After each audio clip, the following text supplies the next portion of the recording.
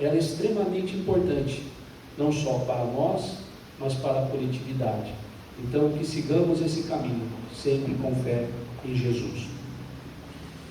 No último 30 de junho, completaram-se 23 anos do retorno à pátria espiritual do espírito luminífero de Francisco Cândido Xavier, que viera a nascer aqui no Brasil, num desses tantos rincões perdidos do estado de Minas Gerais, em um local que até o ano de 1901 era conhecido como Cachoeira das Três Moças, mas que graças ao empenho de um jovem engenheiro que não mediu esforços para levar a estrada de ferro, a ferrovia, e com ela o progresso, aquele pequeno povoado de Cachoeira das Três Moças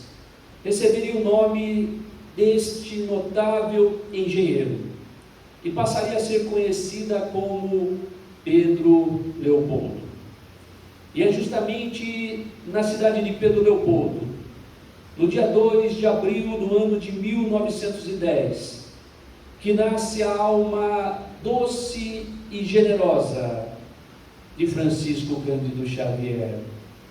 Viera à terra em uma família paupérrima. Era filho de seu João Cândido, um vendedor de bilhetes, e de Dona Maria João de Deus, uma lavadeira de roupa do Rio das Velhas. Possuía 8 irmãos, e todas as dificuldades que uma família naquelas condições poderiam ter. Mas o seu sofrimento seria agravado, porque com apenas 5 anos de idade, o menino Chico observava naquele dia em especial algo que acontecia em sua casa. Ele percebeu que desde a manhã pessoas chegavam e iam em direção à sua mãe, Dona Maria João de Deus. Já estava há algum tempo numa cama enferma. E o menino Chico percebeu que naquele dia pessoas chegavam, amigos, alguns familiares, e saíam levando um de seus irmãos. E pouco a pouco seus irmãos iam se indo, até que o menino não se deteve e aproximou-se da cama da sua genitora.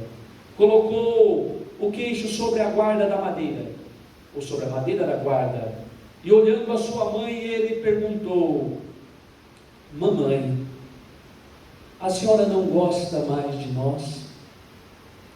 A senhora está doando seus filhos, mamãe? Com 5 anos de idade, ele já tinha a dimensão do que acontecia. E Dona Maria João de Deus, emocionada, afagando os cabelos daquele menino, respondeu: meu filho, ah, meu filho, eu vos amo de todo o meu coração, mas é que a mamãe precisará fazer uma viagem, e eu não quero que vocês fiquem desprotegidos. Logo, meu filho, sua mãe irá fechar os olhos, irá ficar bem quietinha, todos irão dizer que eu morri, mas não é verdade, meu filho, porque eu lhe prometo que quando for possível, eu estarei com vocês. E na manhã seguinte, Dona Maria João de Deus estava sendo velada naquela casa humilde, e enquanto todos choravam, o menino Chico, de apenas 5 anos de idade, estava sentado num caixote e olhava serenamente. Ele sabia que a sua mãe não havia morrido. Seria o primeiro grande ensinamento na vida do menino Chico: nós não morremos, a morte não existe, a morte é uma passagem, somos espíritos imortais a partir do momento que somos criados, estamos fadados à evolução, conforme questão 115 de um livro dos Espíritos, todos nós, sem exceção. Mas os dias que viriam seriam ainda piores, porque Chico foi entregue para uma madrinha muito querida de Dona Maria João de Deus, mas que tinha uma necessidade patológica de bater naquela criança todos os dias, várias vezes ao dia. Aquela mulher não entendia a mediunidade fabulosa que aquele menino possuía, que com apenas 5 anos de idade conseguia ver espíritos, pessoas que já haviam morrido, se comunicar com ele, pedir coisas, e quando ele inocentemente falava sobre tudo aquilo, era punido com surras intermináveis. E se isso já não fosse bastante, muitas vezes Dona Rita chegava a afincar garfos no baixo ventre do menino, a ponto de deixá-los pendurados e não permitir que o menino os retirasse. Passou fome, passou frio, passou necessidades mais básicas, corria para o quintal, onde havia algumas bananeiras, e foi justamente nesse quintal que em uma tarde onde ele chorava a saudade da sua genitora, ele lembrou-se que ela, apesar de ser um espírito simples e humilde, mas muito inspirada pela divindade, o ensinou a oração do Pai Nosso. Ele juntou as mãozinhas ali entre as bananeiras e ele começou a orar o Pai Nosso. E foi nesse momento que o espírito de Dona Maria João de Deus se fez visível para ele. E ele então, sem saber que ela já havia morrido, imaginando que ela estava ali para buscá-lo, tirá-lo de todo aquele sofrimento, ele se desespera e diz: mamãe, a senhora veio me buscar, mamãe, leve-me daqui, mamãe, eu já não suporto mais. E Dona Maria João de Deus disse a ele: meu filho, meu filho, o sofrimento de hoje será de grande importância para o seu futuro. Confia em Jesus, meu filho, eu estarei aqui para te ajudar, sempre que for possível. E assim, a vida de Chico ia continuando, as surras, as corridas para o quintal, os diálogos com sua mãe. Certo dia ele, já muito acostumado com essas surras, comentaria que toda manhã, antes de tomar o café, se apresentava para a madrinha, para tomar a primeira surra do dia, e posteriormente ia se lavar, tomar o café mais sossegadamente. E assim Chico foi seguindo. Sempre tinha sua mãe que conversava com ele, que dialogava, que o fortalecia. Mas certo dia ele ficou extremamente desesperado, porque havia naquela casa um outro menino. Dona Rita de Cássia havia adotado um sobrinho, que possuía 12 anos à época, de nome Moacir. E Moacir apareceu com uma ferida no joelho, e essa ferida não cicatrizava. Ela já tinha buscado medicamentos, remédios, e nada resolveu. Então ela procurou uma benzedeira, e essa benzedeira disse a Dona Rita de Cássia: é necessário fazer uma simpatia durante 3 sextas-feiras seguidas, de manhã e em jejum. Uma criança deverá lamber a ferida. E Dona Rita perguntou: o Chico serve? Esse menino aluado que você tem aí, ele serve sim. E Chico entrou em desespero, correu para o quintal, e naquele momento Dona Maria João de Deus apareceu para ele em espírito. O que foi, meu filho? A senhora não sabe, mamãe? A senhora não sabe? Eu terei que lamber a ferida da perna do Moacir, mamãe. A senhora não sabe? Meu filho, se você não lamber a ferida, a sua madrinha irá se zangar com você. Mas se eu lamber, irá curar? Porque lambida cura ferida, mamãe? Não, meu filho, lambida não cura ferida. Mas se você prometer lamber a ferida, eu irei orar a Jesus, para que os bons espíritos coloquem ali o remédio necessário para que ela cicatrize e você se livre dessa tarefa. E foi dessa forma que na manhã seguinte, na sexta-feira, o menino Chico começava a sua tarefa, que não iria parar antes dele deixar a vida: lamber as feridas alheias. Porque essa foi a vida de Chico, lamber as nossas feridas, as nossas dores, os nossos sofrimentos. Ele foi um instrumento de Jesus para amparar todos aqueles que sofrem, todos aqueles que possuíam a ferida na alma. Foi Chico, com sua história de vida, com seu amor incondicional ao ser humano, que lambeu as feridas de centenas e milhares de pessoas. E ali ele estava sendo trabalhado justamente para a tarefa que possuía. Foi justamente por isso que sua mãe lhe disse: meu filho, tudo isso será de grande valia para o seu futuro. Ele precisava ser trabalhado na dor e no sofrimento, para compreender a dor e o sofrimento alheio, e dessa forma se tornar quem se tornou.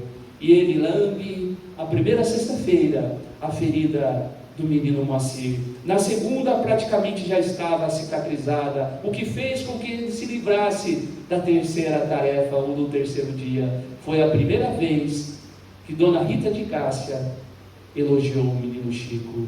E a vida de Chico seguiu, sempre ali conversando com sua mãe, até que um dia ela disse: meu filho, eu terei que me ausentar por um determinado período, mas eu orei tanto a Jesus, e ele prometeu enviar um anjo que vai cuidar de você. E o menino Chico ficou na expectativa, na ansiedade, e logo as notícias foram boas, porque o seu João Cândido apaixonou-se novamente por uma nobre mulher, Cidália Batista. E Cidália era tão nobre, que fez uma exigência especial a João Cândido: só se casaria com ele se ele reunisse os 9 filhos, para que ela pudesse criá-los. De fato, era um espírito de luz. E logo as crianças foram retornando, uma a uma, para a casa de João Cândido, até que Chico chegou. Foi o último, aquele menino magro, franzino, aquele camisolão, todo encardido, possuía no baixo ventre manchas de sangue. Cidália Batista percebeu, mas não quis ser indiscreta. Esperou as crianças entrarem, foi até o menino, abaixou-se, ergueu o camisolão e percebeu as feridas abertas no ventre daquele menino de 5 anos. Ela se compadeceu, abraçou o menino com tanto amor, colocou as mãos no rostinho dele e disse: meu filho, meu filho, eu vou cuidar de você, meu filho. Você sabe quem eu sou? Você é o anjo que Jesus me enviou. E era o anjo Cidália Batista, que cuidaria de Chico, de tudo e de todos, de tudo que pudesse acontecer com o menino. Se tornou um anjo na vida de Chico Xavier, protegendo Chico até mesmo do próprio pai, João Cândido, que não compreendia a mediunidade fabulosa daquela criança. Certa feita, João Cândido queria internar o menino, mas ela, Cidália, interviu: não é caso de internação, leve para o padre dará conta. E João Cândido leva então para o padre Sebastião Scarzelo, que era o padre da cidade de Matozinho, mas que também era responsável por Pedro Leopoldo. E ali o padre passa a conviver com o menino Chico, tenta ajudá-lo, as orações, o Pai Nosso, a Ave Maria, as penitências. Andava pela cidade com uma pedra na cabeça, orando a Ave Maria, orando o Pai Nosso, 100, 500, 1000 Ave Marias. Ele chegou a orar, mas os espíritos não se afastavam, porque ele era uma ponte luminosa que atraía os espíritos para ele. Ele era um médium fantástico, fabuloso, um médium de efeitos físicos, um médium de cura, um médium de psicografia. Mas nós conhecemos quase sempre pela mediunidade da psicografia, porque ele materializou na psicografia mais de 450 obras, pensamento dos espíritos materializado no papel, para que nós pudéssemos ter esse grande tesouro à nossa disposição de conhecimento. E muitas pessoas ainda hoje dizem: quando Chico Xavier virá dar uma mensagem, como se fosse necessário recebermos Chico ou algo mais desse espírito de luz, que deixou tanto para cada um de nós. E dessa forma, o padre tentava auxiliá-lo, e não era muito fácil, porque o menino continuava vendo espíritos na igreja, familiares, pessoas que já haviam partido para o mundo espiritual. E certo dia, o padre resolveu então aconselhar João Cândido: é necessário arrumar um emprego para este menino. Ele estava com 8 anos de idade. O padre estava com medo que ele fosse internado, e pensou de forma inteligente: é muito melhor um menino aluado com um pequeno salário do que um menino aluado internado no manicômio. E dessa feita, o próprio padre conseguiu um emprego numa tecelagem. O menino trabalhava depois da escola, ia até madrugada, voltava para casa, dormia, na manhã seguinte ia para a escola. Mas para poder ir para a escola, foi necessário a intervenção de Cidália Batista, porque eles não tinham dinheiro para nada, era uma família paupérrima. E Cidália então resolveu ter uma ideia, construir ou fazer uma horta, para que através da venda de hortaliças, eles pudessem acumular algumas moedas, e com essas moedas comprar o lápis, o caderno, os materiais necessários, que à época não eram dados pelo governo, e que eram necessários ser comprados pelos pais da criança. E dessa forma, assim foi feito. A horta foi criada. Chico e José Xavier, seu irmão, saíam com um cesto pela rua, vendendo hortaliças, uma moeda aqui, uma moeda ali. Logo, Cidália conseguiu matricular todos aqueles meninos que já estavam na idade, começaram a ir para a escola. Mas foi nesse inteirinho de acontecimentos que Cidália percebeu que todas as vezes que se ausentava da casa, alguém entrava na horta e roubava as hortaliças. E ela então resolveu ficar de vigia para tentar encontrar aquele que estava roubando as hortaliças, e percebeu se tratar da própria vizinha, uma mulher com quem ela tinha laços de amizade. E porque não queria quebrar esses laços de amizade, mas também não podia ficar sem as hortaliças, pediu a Chico: meu filho, eu sei que você conversa com sua mãe. Quando tiver a oportunidade, pergunte a ela como posso resolver tudo isso. Não quero perder a amizade. E Chico, na primeira oportunidade, conversou com Dona Maria João de Deus. O espírito sorriu: Cidália é mesmo anjo. Diga a ela que todas as vezes que ela for sair, que ela pegue as chaves da casa e leve para a vizinha, e peça para que ela cuide da casa e da horta. Nunca mais desapareceu nada, e ela manteve os laços de amizade. E Chico foi seguindo com sua vida, trabalhava na tecelagem, mas esse trabalho fez com que ele fosse acometido de um problema respiratório muito sério, que acompanhou ele durante toda a vida. O algodão, as impurezas daquele lugar insalubre, fizeram com que Chico ficasse doente. Então ele foi retirado da tecelagem e passou a trabalhar em um bar. E logo foi trabalhar na venda do seu padrinho, José Felizardo, aonde ele cortava toicinho, servia cachaça, e dizia que o que mais deixava-o triste não era só servir a cachaça, mas ter que levar aquele que tomava cachaça para casa, que simplesmente ficava ali na venda.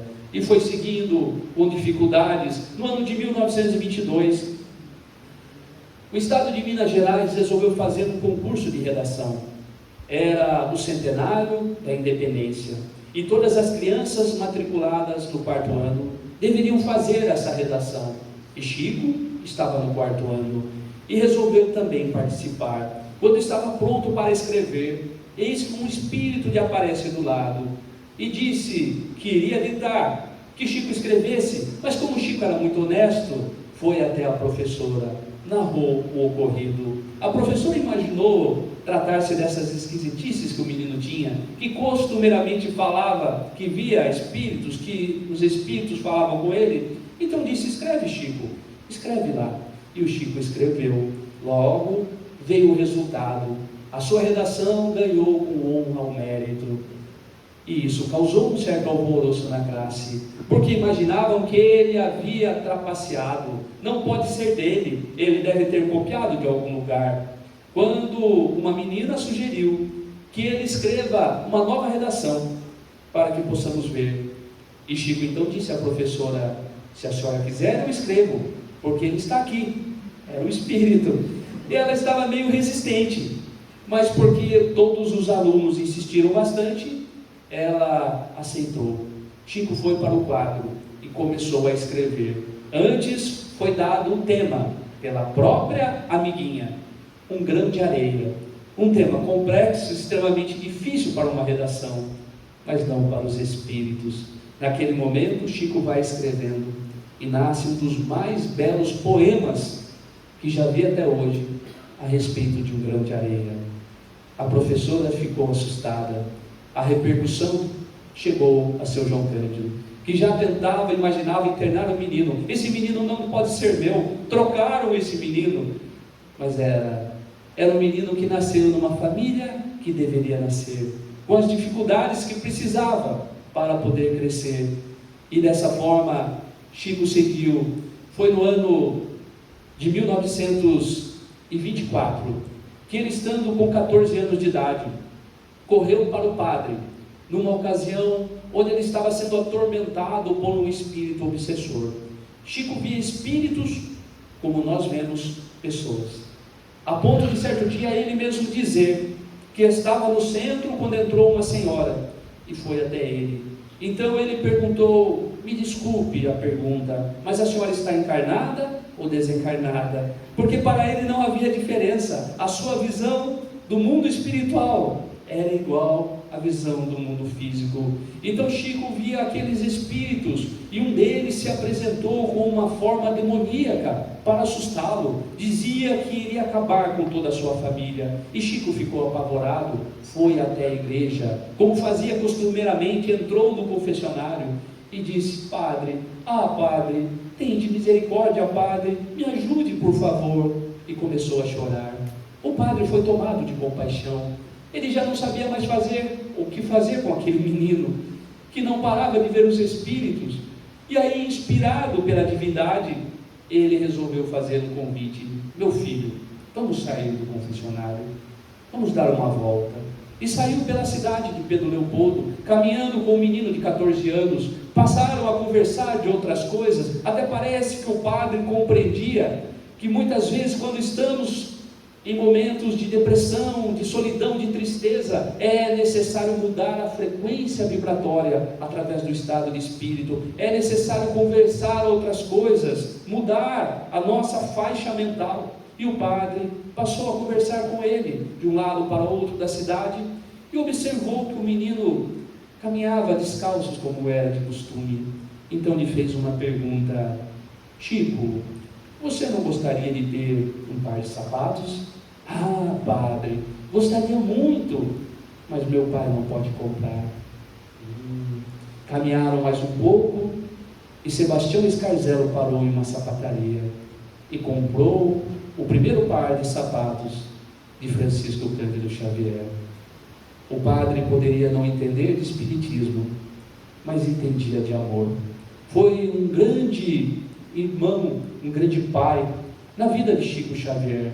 Chico diria que quando encontrou a doutrina espírita, no ano de 1927, quando estava com 17 anos, graças a sua irmã, que passou a ter surtos de loucura, e porque os médicos não conseguiam resolver, seu João Cândido resolveu procurar essas pessoas que mexem com essas coisas que nós sabemos ser espiritismo, essas pessoas que entendem dessas coisas. E seu João Cândido, que até então era contra, procurou num promontório distante, a 100 quilômetros, o casal Perácio, José Hermínio Perácio e Carmen Perácio, que mexia com essas coisas e que vieram para atender o caso, e viram que o caso era de obsessão. A irmã de Chico estava num processo obsessivo. Chico ajudou no processo, e foi nesse momento que ele teve contato com a doutrina espírita. Ao receber um livro de José Hermínio Perácio, a ler aquelas obras, o livro dos espíritos, o livro dos médiuns, ele começou a encontrar respostas para muitas das dúvidas que ele possuía. E empolgado com tudo aquilo, ele foi até o padre Sebastião. Padre, encontrei a doutrina espírita e a resposta para as minhas dúvidas. Allan Kardec, padre, o livro dos Espíritos, e falou de forma empolgada. O padre disse: meu filho, não posso emitir nenhuma opinião pessoal sobre isso. Não conheço as obras de Allan Kardec, mas a igreja as condena. Mas e o senhor, padre? O senhor me abençoa? E o padre sorriu, colocou as mãos sobre sua cabeça e disse: eu abençoo, meu filho. Mas saiba que se seguir esse caminho, não poderá voltar mais para a igreja. É o meu caminho, padre. Que Deus lhe abençoe e que a mãe de Jesus esteja contigo.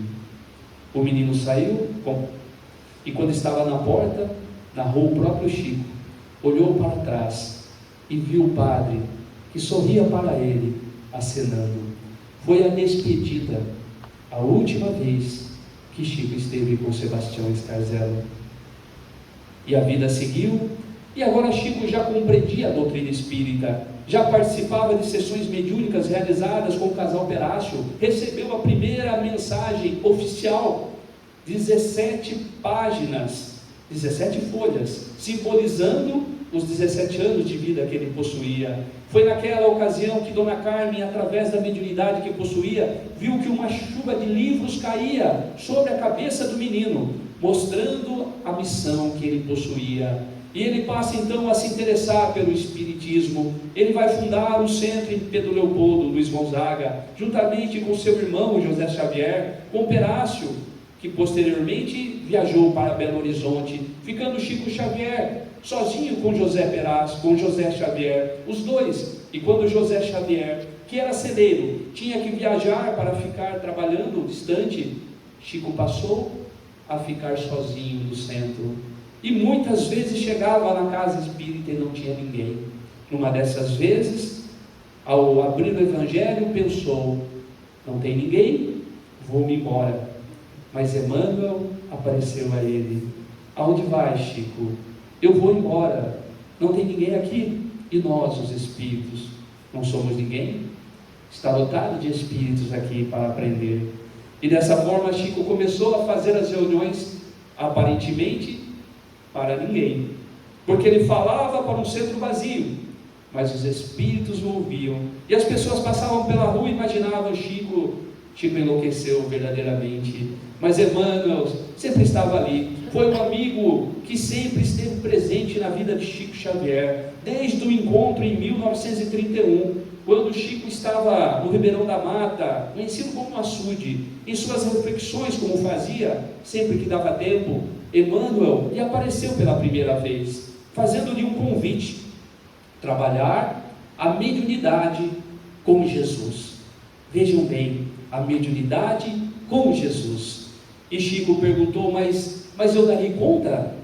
Se você prometer trabalhar muito, estudar e esforçar-se no bem. Veja que para trabalhar a mediunidade com Jesus é preciso muito trabalho, muito estudo e muito esforço no bem. E muitos querem ser médiuns como Chico, mas não querem ter o caminho que Chico teve para possuir a mediunidade que possuiu. O próprio Chico dirá que naquelas ocasiões onde fazia a reunião do Evangelho só para espíritos, foi potencializada a sua mediunidade de evidência, para que ele, vendo os espíritos, pudesse se animar mais para poder fazer aquele estudo. E dessa forma ele foi trabalhando a sua mediunidade. Emmanuel disse: você vai ter que seguir 3 pontos básicos para que os espíritos não te desamparem. E quais são os pontos? O primeiro, disciplina. E o segundo, disciplina. E o terceiro, disciplina.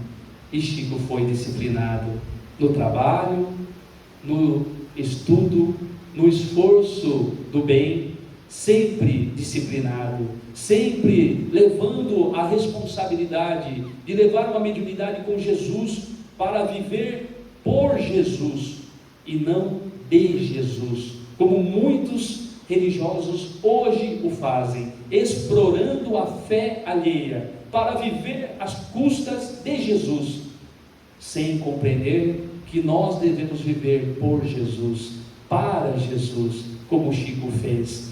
Vamos escrever de início 30 obras, posteriormente passaria para 100. E Chico, como voltaremos tudo isso? Vamos ganhar na loteria? Não há lápis, não há papel para tudo isso. E porque, como dizem nossos irmãos evangélicos, Deus provê.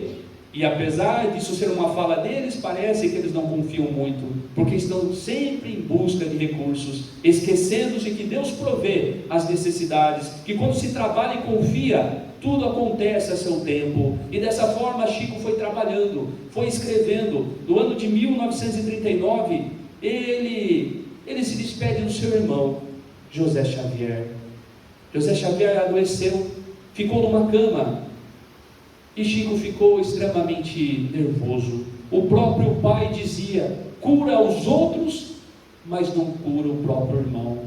E Chico ouviu de Emmanuel que era um resgate, que ele precisaria partir, e que o mérito de partir rapidamente era pelo bem que ele realizou nos anos que estava no centro de Pedro Leopoldo, porque ele ficaria anos e anos numa cama. O mérito, a bênção dele ter trabalhado no bem, e isso nos ensina que muitas vezes aquilo que a gente vê como tragédia é bênção, que a morte rápida de José Xavier, o desencarne rápido, foi uma bênção pelo trabalho que ele executou, pois ele ficaria anos numa cama para poder resgatar o débito. E Chico compreendeu, viu o irmão partir, recebeu críticas, era um charlatão, um mistificador, curava pessoas, mas não curava o próprio irmão. Quantas vezes ouviu de seu João Cândido?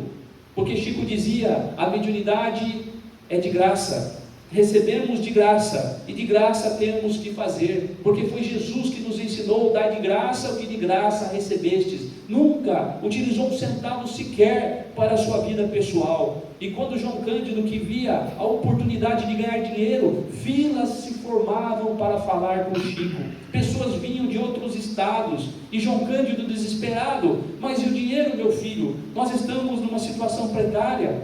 Meu pai, toda a obra que nós vendemos é para ser revertida para os mais necessitados. E João Cândido lhe disse: e nós não somos necessitados? Fale uma família mais necessitada que nós.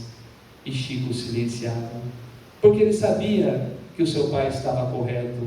Eles viviam uma vida miserável.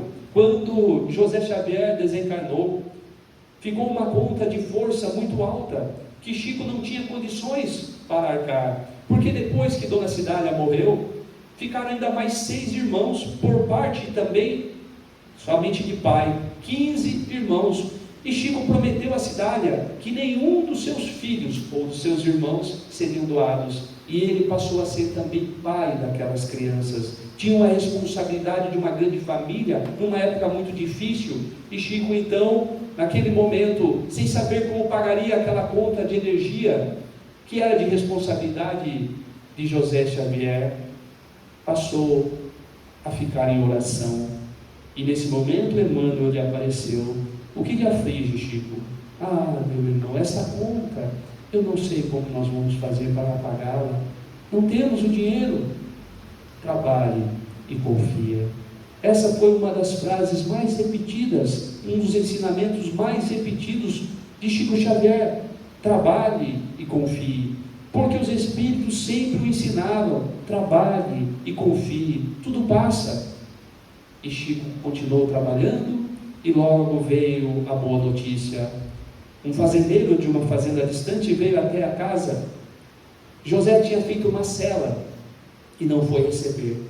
Então ele veio trazer o dinheiro, depois que ficou sabendo da morte. E o dinheiro era o valor exato da conta de energia. Narra seus biógrafos que Chico ficou extremamente feliz. E isso fazia com que Chico cada vez mais confiasse na espiritualidade, a ponto de ir trabalhando cada vez mais, de doando de si e de tudo o que fazia para o seu semelhante. No ano de 1944, Chico já havia escrito mais de 20 obras, das quais 5 delas era do espírito Humberto de Campos. E foi justamente por isso que a família de Humberto de Campos resolveu processar Chico Xavier.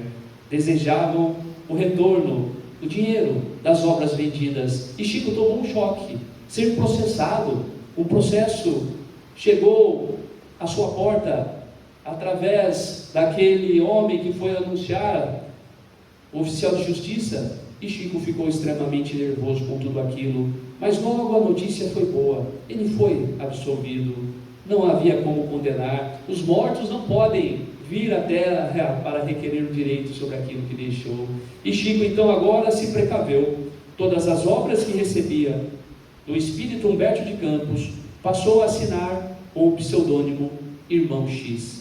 E é por isso que temos obras de Humberto de Campos escritas até o ano de 1944 e outras do Irmão X que foram escritas depois desse ano. Mas nesse mesmo ano de 44, Chico iria sofrer uma grande decepção, porque ele foi procurado por 2 repórteres que vieram do Rio de Janeiro, e porque sabiam que Chico estava meio arredio com a imprensa. Chico havia sido notícia justamente pelo processo com a família, justamente pela sua mediunidade, e resolveu se isolar de qualquer matéria, de qualquer repórter.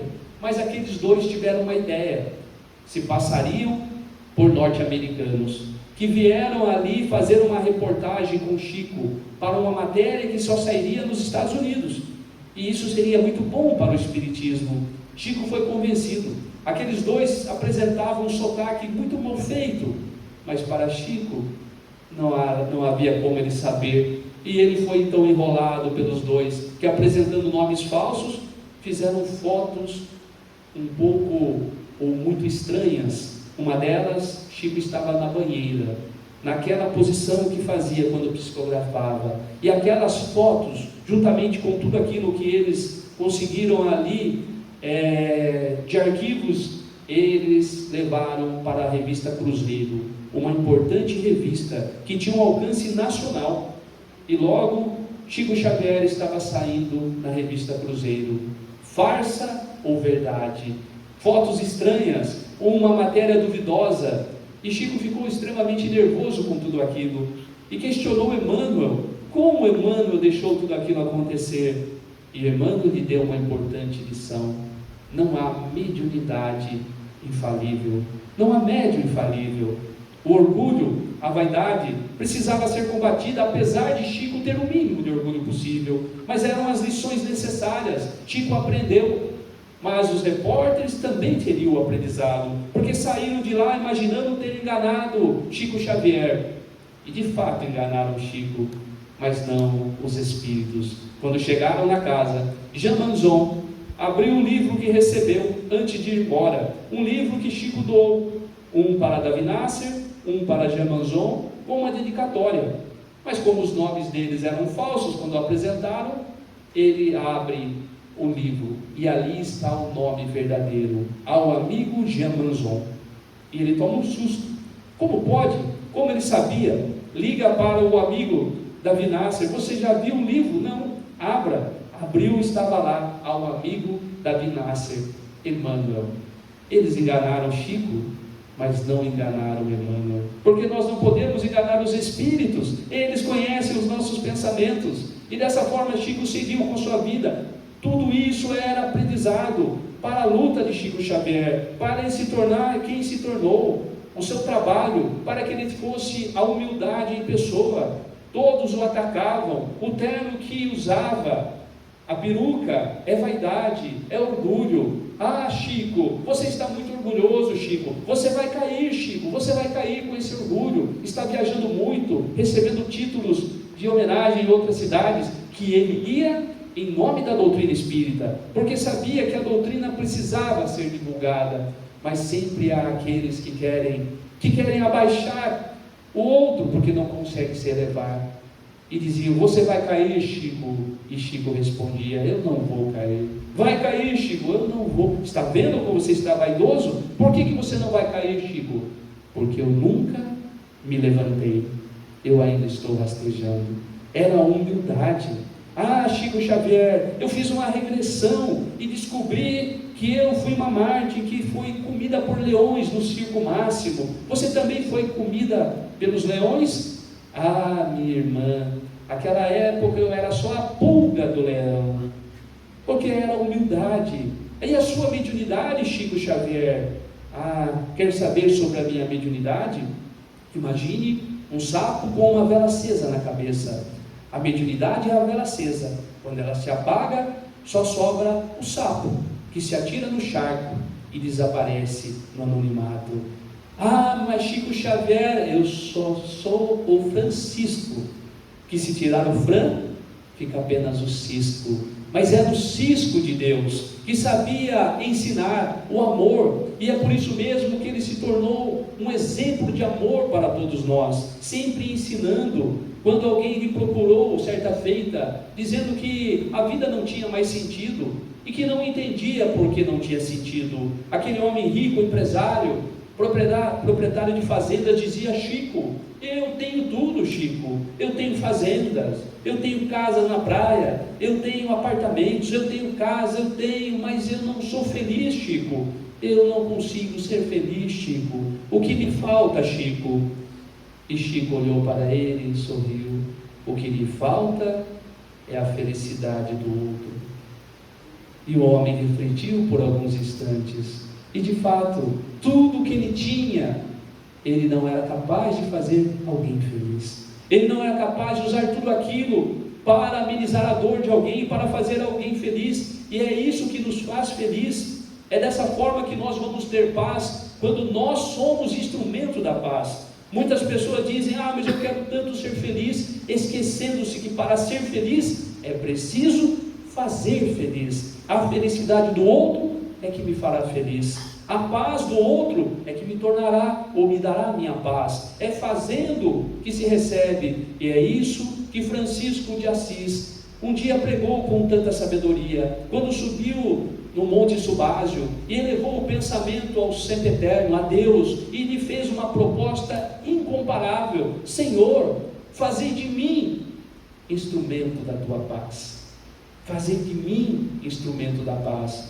Onde houver ódio, que eu leve o amor. É dando que se recebe.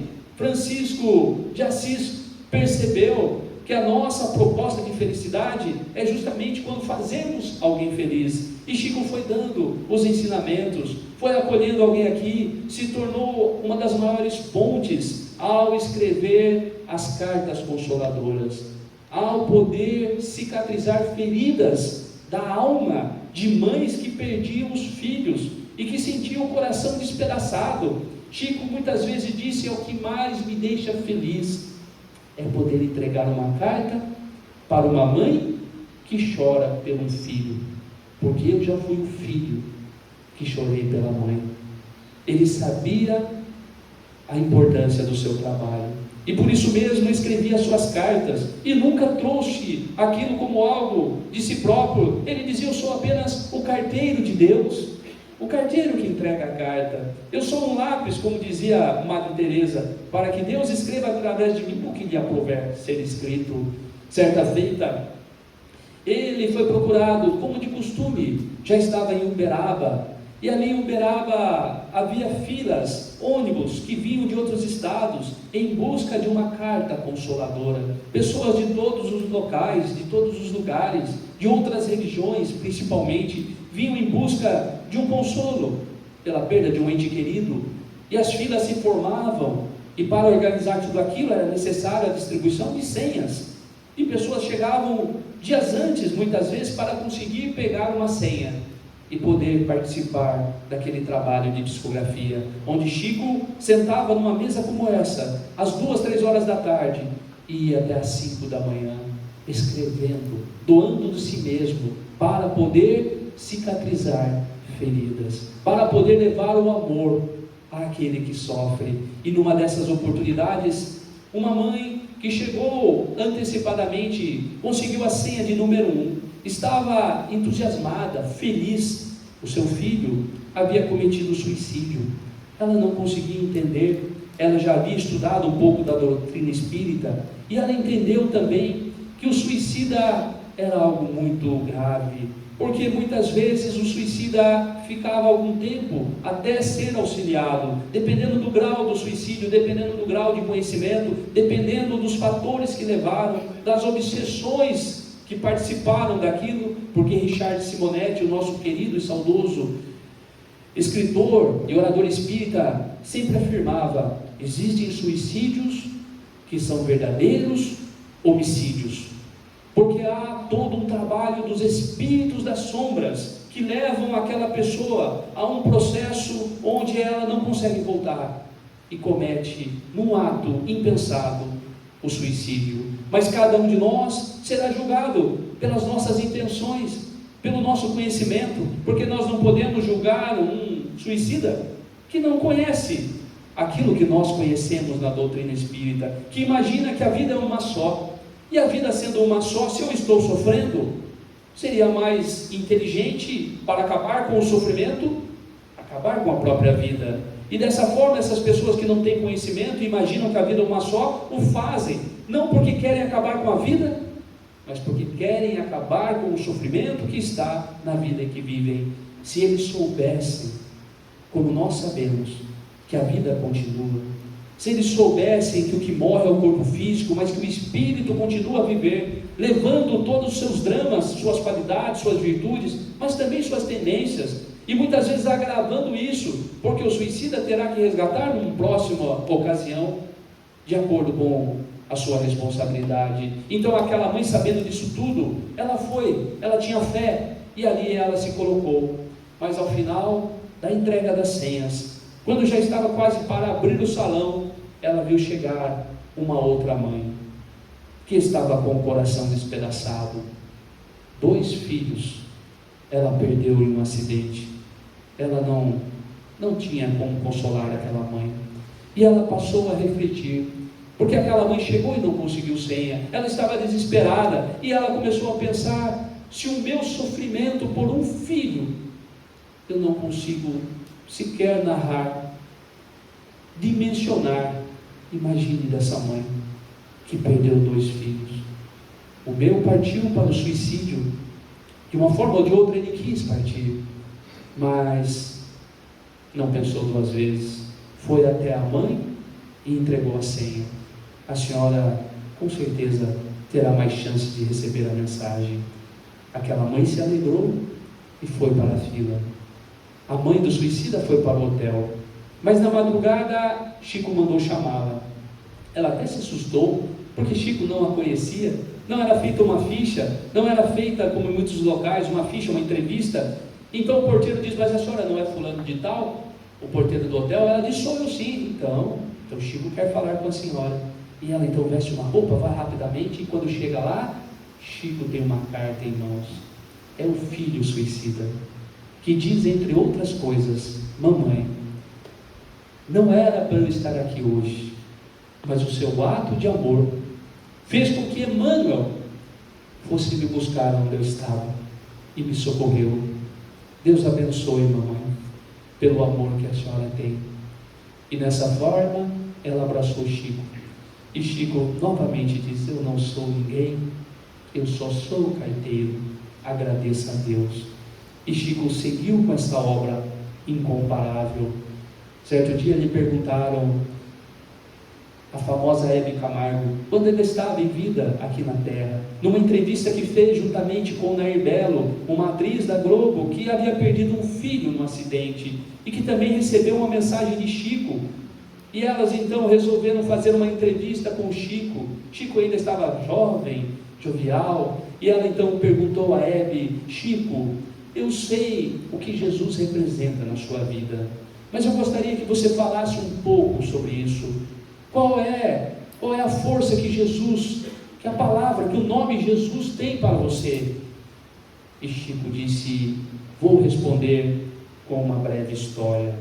No ano de 1953, eu ainda morava na cidade de Pedro Leopoldo, e eu tinha um pequeno grupo de amigos, e juntos visitávamos pessoas necessitadas todos os sábados.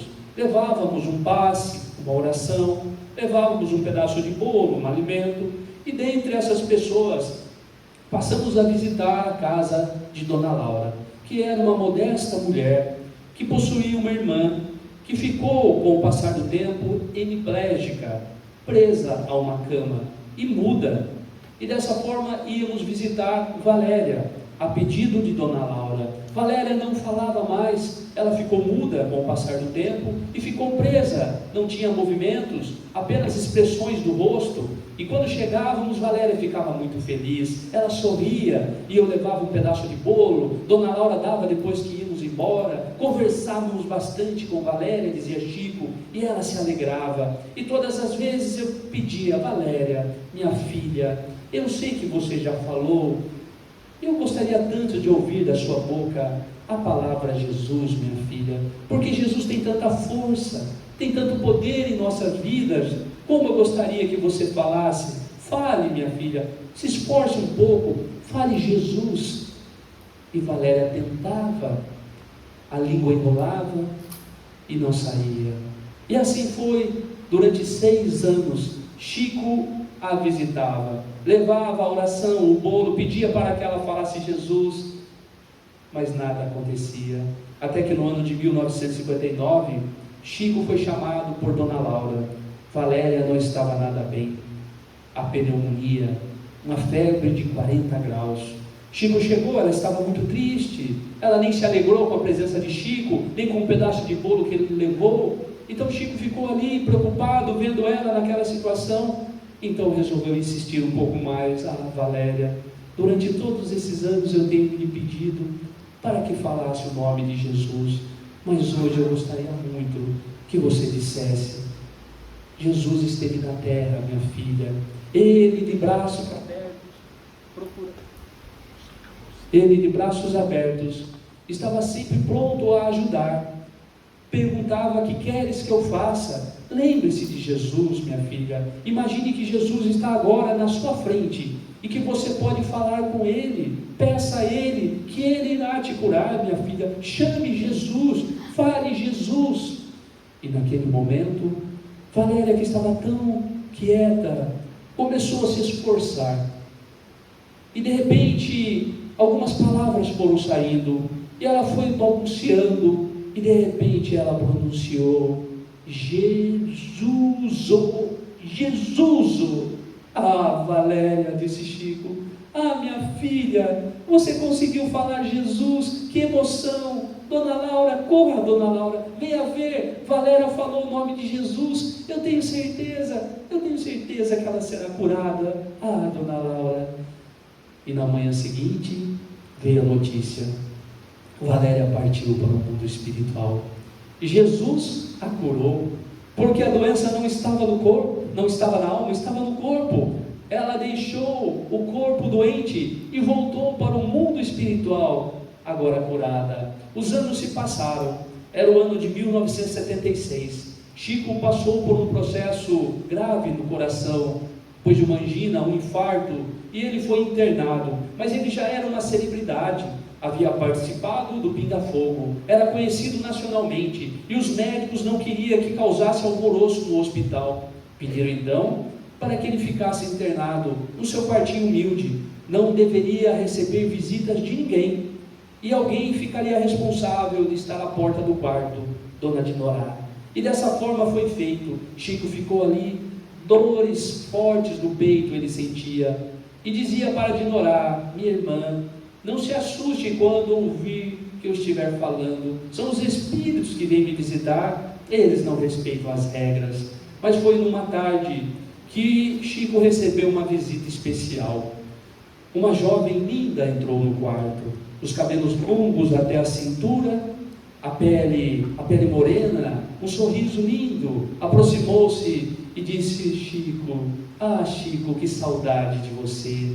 Mas ele não a reconheceu. Quem é você, minha filha? Me desculpe, não estou a reconhecer. Eu sou sua amiga de Pedro Leopoldo, mas eu ainda não estou reconhecendo. Qual é o seu nome? Não vou falar, Chico, você vai ter que adivinhar. Minha filha, eu estou com a memória um pouco estragada, não consigo recordar, mas fale o seu sobrenome, ou fale, quem sabe, o nome da sua mãe. Conheço tantas pessoas em Pedro Leopoldo. Não, Chico, você vai ter que adivinhar. eu não posso fazer esforço, minha filha, em virtude da minha saúde. Então, eu vou dizer uma só palavra, Chico, e tenho certeza que você vai saber quem eu sou. Então fale, minha filha, fale. Jesus. Jesus. Ah, Valéria, minha filha, é você, Valéria. Ah, eu não mereço, Valéria, como você está linda. Você está linda, minha filha. Você veio me visitar. Eu não mereço. Merece, Chico, porque durante 6 anos da minha vida, você ia todos os sábados me visitar. Durante 6 anos da minha vida, Chico, você falava da força de Jesus, da importância de Jesus. E hoje eu venho aqui para dizer, Chico, lembre-se de Jesus, a força que nos sustenta, o farol que nos ilumina. Colocou as mãos sobre o peito de Chico, aplicou-lhe um passe, as dores desapareceram e Chico continuou ainda durante muitas décadas fazendo o amor para o seu semelhante. Desejo morrer no dia em que todos estiverem felizes, porque não tenho direito de entristecer a vida dos meus irmãos. E foi justamente no dia 30 de junho do ano de 2002, depois que o Brasil sagrou-se pentacampeão, foi justamente depois de passar o dia todo desacordado no seu quartinho humilde, que às 19h30 ele abriu os olhos e perguntou: o Brasil ganhou? Ganhou, Chico, é penta. Ele juntou as mãos, como fez quando tinha 5 anos de idade, ergueu-as e disse: Pai nosso que estás nos céus. E fechou os olhos, como uma borboleta luminosa que deixa o casulo, da forma que viveu na terra, suavemente, para planar no infinito, em direção a Jesus. Francisco Amor Xavier, o exemplo que podemos seguir Jesus, o exemplo de que Jesus pode modificar nossas vidas, o exemplo de que Jesus é o nosso modelo e guia, o farol que nos ilumina, a força que nos sustenta, o caminho, a verdade e a vida. Que Jesus nos abençoe. Muita paz.